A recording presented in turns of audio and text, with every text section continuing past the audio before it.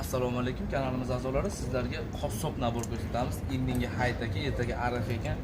Qassob akalar ulgib olinglar, bir komplet tayyor holatda bor. Kameraga yaqin olib kelgan keyin. Pichoqlarni birinchi reaksiyasini sinab ko'rsataylik aka. Uchta bittasini qirqamiz mana. Qog'ozni qalin qilib olib qirqishyapsan deyapti. Ishonmaganlarga bir dona. Uchta qog'oz bu mana. Bo'z pichoqlarni kesishini ko'ramiz. Rezolar bo'yma pachimlikdan ishlangan. Mana shu sopi o'zidan teshib o'tib chiqib ketgan. Uchkalari nabor qilib terilgan, xudo xolasa. To'rtta pichog'i, bitta choqqisi. Hamma pichoqlarni kesib reaksiyalarni sinab beramiz sizlarga. Teriladigan pichoqlari.